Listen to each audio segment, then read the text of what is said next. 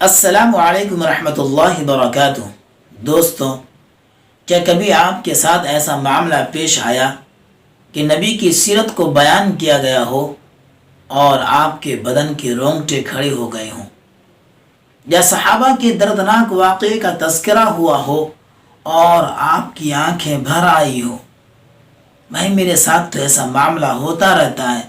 نبی کی سیرت کا مطالعہ کرتا ہوں، صحابہ کے دردناک واقعے کا تذکرہ میرے سامنے ہوتا ہے تو یقین مانیے میرے بدن کے رونگٹے کھڑے ہو جاتے ہیں، میری آنکھوں میں آنسو آ جاتا ہے اور کلیجہ منہ کو آنے لگتا ہے۔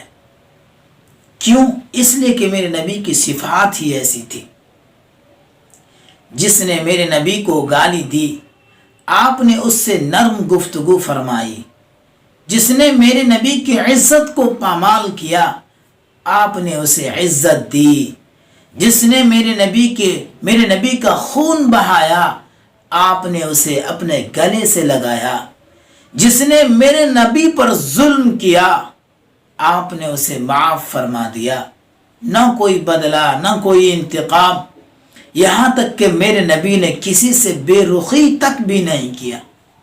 اگر ہم اور آپ اس جگہ ہوتے تو کیا کرتے؟ ہم یہی کہتے کہ تمہیں تو چھوڑوں گا نہیں، آخری سانس تک تمہیں دیکھ لوں گا، تمہیں ستاتا رہوں گا۔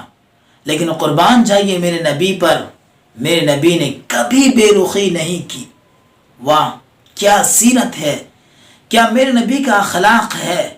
کیوں نہ میں قربان جاؤں، کیوں نہ میری آنکھوں میں آنسو آئے، کیوں نہ میرے بدن کے رونگٹے کھڑے ہو۔ میرے نبی عقبہ بن عامر رضی اللہ عنہ کو 6 چیزوں کی وصیت فرما رہے ہیں۔ پہلی وصیت میرے نبی نے فرمائی کہ جو تم سے قطع تعلق کرے تم اس کے ساتھ صلہ رحمی کرو۔ دوسری وصیت فرمائی جو تمہیں محروم کرے تم اسے خوب عطا کرو۔ تیسری وصیت فرمائی جو تم پر ظلم کرے تم اسے معاف کر دو۔ ایسا انسان دنیا کے اندر ہو ہی نہیں سکتا میرے نبی جیسا۔ ارے دنیا کا کوئی انسان ہے جس پر ظلم کیا جائے اور وہ معاف کر دے، وہ بدلہ نہ لے؟ اگر بدلہ لینے کی طاقت نہیں ہے تو کیا وہ اپنے دل میں اسے گالیاں نہیں دے گا؟ بالکل دے گا۔ لیکن میرے نبی کا اخلاق ایسا نہیں ہے۔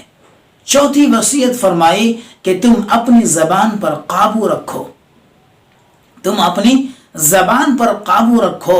ہاں، یہ وہی زبان ہے جو انسان کی زندگی کا رخ بدل دیتی ہے، انسان کو منٹوں میں اوپر پہنچا دیتی ہے اور منٹوں میں، سیکنڈوں میں انسان کی زندگی کو ملیا میٹ کر رکھ دیتی ہے۔ اسی لیے ابو بکر صدیق رضی اللہ تعالی عنہ اپنی زبان کو کھینچ کر کبھی باہر کرتے، کبھی اندر کرتے اور فرمایا کرتے تھے کہ یہی وہ زبان ہے جس کی وجہ سے اکثر لوگ جہنم میں جائیں گے۔ اسی زبان سے آدمی غیبت کرتا ہے، چغل خوری کرتا ہے، ایک دوسرے پر تہمت لگاتا ہے، الزام تراشی کرتا ہے، نہ جانے کیسے کیسے گناہ کو اس زبان کے ذریعے انجام دیا جاتا ہے۔ اسی لیے میرے نبی نے کہا اپنے زبان پر قابو رکھو۔ اور پانچویں وصیت فرمائی کہ تم اپنے گناہ پر نادم ہو، اللہ کے سامنے رو، گر گراؤ، شرمندہ ہو کر معافی مانگو۔ اور چھٹی وصیت فرمائی کہ تمہارا گھر اتنا وسیع نہ ہو کہ زیادہ سے ضرورت سے زیادہ ہو، یعنی اتنا چوڑا نہ ہو، اتنا بڑا نہ ہو کہ تمہیں اس کی ضرورت نہیں، اور اتنا تنگ بھی نہ ہو کہ جس میں تمہاری زندگی کا گزارا بھی ممکن نہیں۔ میرے نبی کا اخلاق تو اخلاق ہی ہے۔ کیوں نہ میرے بدن کے رونگٹے کھڑے ہو۔ میں تو کہتا ہوں کہ ہر امت کو اللہ کے نبی صلی اللہ علیہ وسلم سے محبت ہونی چاہیے۔ ارے کہیں نہ کہیں، کسی نہ کسی درجے میں ہمارے دل کے اندر اللہ کے نبی اور صحابہ کرام کی محبت ہے، اسے تھوڑی سی ہوا دینے کی ضرورت ہے، تھوڑی سی اپنے اندر محبت کو اجاگر کرنے کی ضرورت ہے، پھر دیکھو کیسے شیدائی اور کیسے عاشق بنتے ہو۔